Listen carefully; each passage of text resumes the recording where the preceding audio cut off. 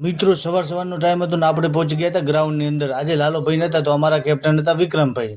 તો first batting આપણું આવી ગયું તો બરાબર.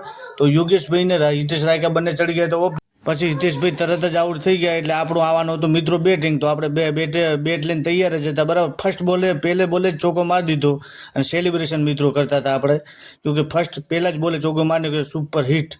આપણે એમ 10-12 રન કર્યા છે મિત્રો. પછી આપણે પણ આઉટ થઈ ગયા હતા અને આપણે હવે ભરવાની હતી ફિલ્ડિંગ.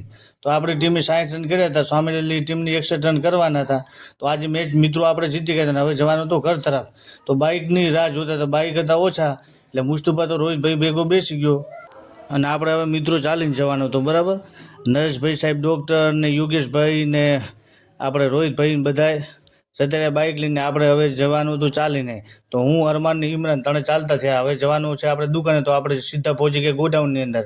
અહીંયા નવા પતંગ આવી ગયા છે ઉત્તરાયણ માટે. હવે ફિરકી પણ આવશે તો કોઈ પણને લેવી મળી જશે પતંગ ફિરકી દોડા અહીંયા આપણે એસપી કટલારીની અંદર. પછી આપણે જતા રહ્યા મિત્રો ભાઈકભાઈને ત્યાં. તો અહીંયા થોડાક હેંચકા ખાઈ લીધા, એન્જોય કરી નાખ્યો બરાબર.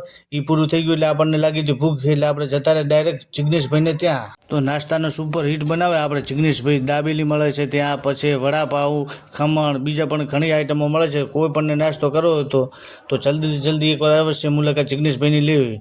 તો આપણે પછી ખમણ લઈ લીધું. તો અરમાનભાઈ કઢીની ખમણની કોઈક ભરતા હતા બરાબર ને આપણે ઉતારી નાખ્યો વ્લોગ. પછી કીધું ખમણ ખાઈ જાય એટલે હવે કીધું આપણે ઓલું વડાપાવ ખાવું છે. તો જિગ્નેશભાઈને કીધું જલ્દી બનાવો, અમને ભૂખ લાગી છે. તો જિગ્નેશભાઈ કે સરદારભાઈ થોડીક વાર જો, એક જ મિનિટમાં લાવી દઉં. અરમાનને એટલામાં તો પછી પટેલ સાહેબ આવ્યા તો દાબેલી પેક કરાવવા. તો મિત્રો અહીંયા બધું મળી જાય છે. કોઈ પણ નાસ્તો કરવો હોય તો A1 નાસ્તો બનાવે છે આપણે જિગ્નેશભાઈ માળે બરાબર. પછી આપણે વડાપાઉં તૈયાર હતા. હવે કીધું કોની રાહ જોરા હતા એટલામાં તો અરમાન ભાઈએ ચાલુ કરી નાખ્યું ખાવાનું. તો હવે આપણે મળીશું બીજા વ્લોગમાં મિત્રો. ધન્યવાદ.